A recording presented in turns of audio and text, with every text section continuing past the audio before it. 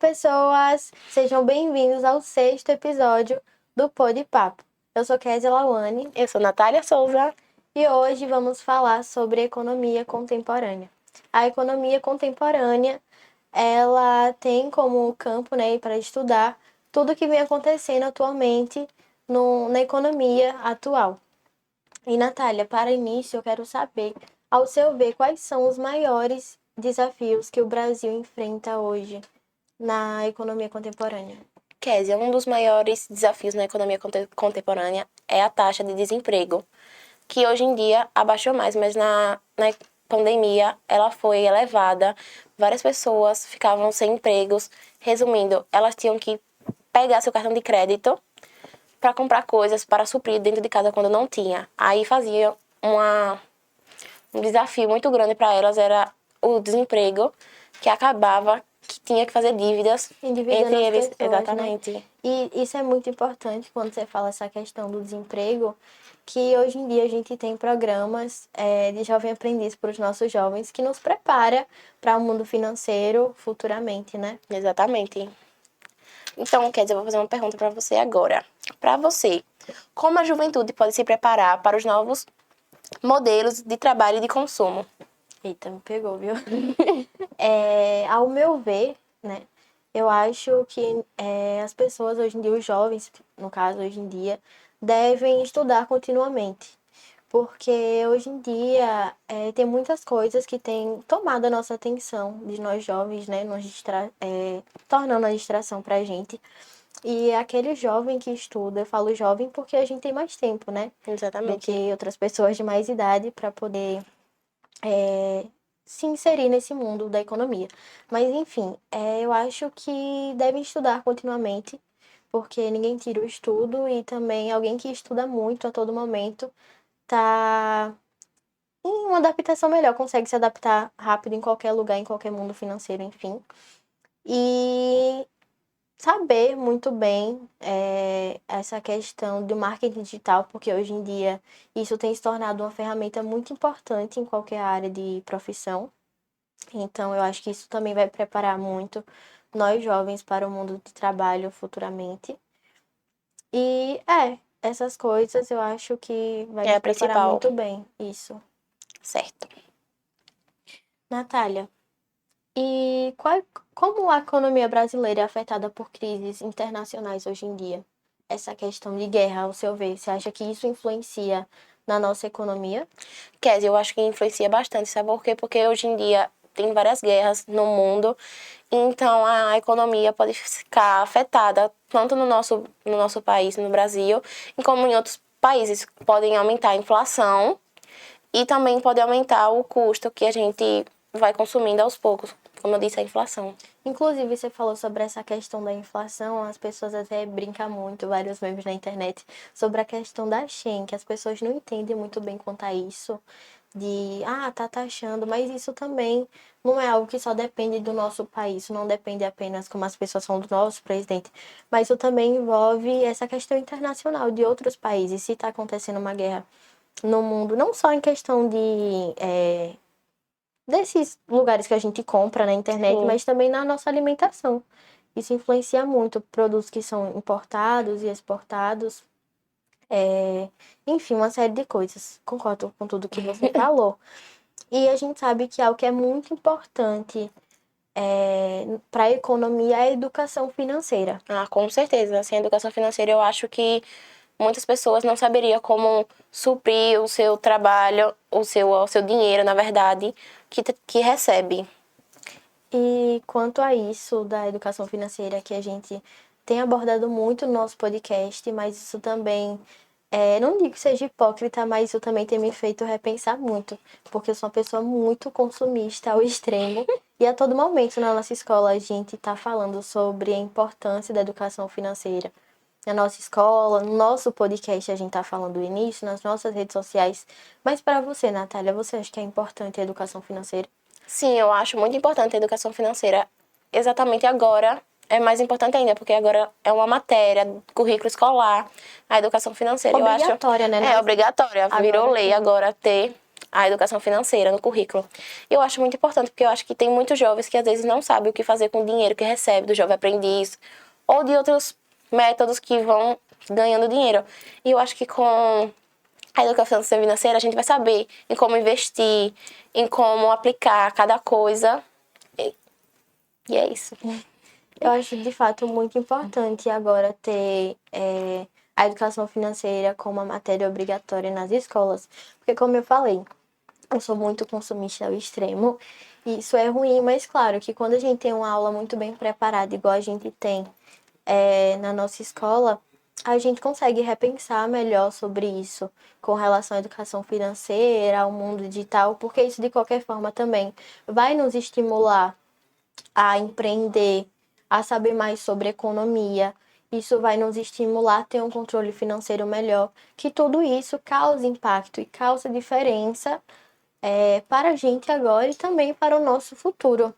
Exatamente. Então, a educação financeira é uma base para a gente saber o que a gente vai fazer com o nosso dinheiro, como vamos investir, se vamos colocar na poupança, se vamos deixar lá só para ficar guardado, para a gente não mexer. Eu acho isso muito importante. E você tinha dito anteriormente sobre essa questão do endividamento, que isso causa um impacto no nosso mundo Atual.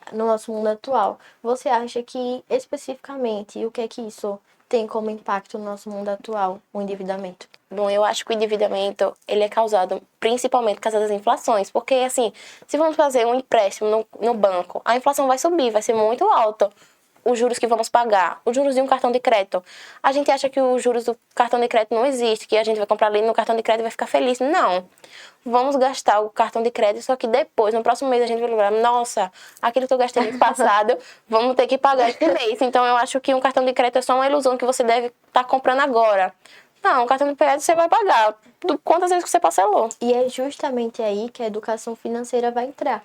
Porque isso também é uma observação muito importante até para vocês que estão em casa saberem disso e saber como se preparar para a economia e a educação financeira. Que a educação financeira, como a gente falou anteriormente, isso hoje em dia é uma matéria obrigatória na nossa escola e acredito que em muitas. Porém, para aquelas pessoas que não têm isso como matéria, como é que você acha que elas podem se proteger do endividamento? Bom, eu acho que ela deveria se proteger com o endividamento, assim, separando um pouquinho do seu dinheiro, tendo uma reserva, porque eu acho que nem sempre sai como a gente planeja. Às vezes algo acontece e a gente não tem aquele dinheiro, aí precisa gastar aquele cartão de crédito que não era nem para gastar, por causa que já vai virando aquela famosa bola de neve, que quando a gente vai ver no final do mês não tem dinheiro para nada, nem para tomar um sorvete. Eu acho que é muito importante a gente deixar um fundo de garantia, como dizem, um dinheiro de emergência, porque caso aconteça alguma coisa, é sempre bom ter um dinheiro. Exatamente. E é justamente isso que a educação financeira entra. A gente tá batendo muito nessa tecla de educação financeira, porque de fato isso tudo tem um impacto muito grande, mais do que a gente imagina, no, na economia atual digital de hoje. E a gente tá falando sobre a economia contemporânea. E você acha que tem alguma diferença da economia contemporânea para a tradicional? Bom, eu acho que sim. Sabe por quê? Porque a economia contemporânea, ela é globalizada. Ela vem na ciência, na tecnologia principalmente, porque usamos muito no Pix, em outros bancos que é digitais, como a gente vê o Nubank, o, o Will, que é o amarelinho. Eu acho que sim, a economia contemporânea é bem utilizada nos dias atuais.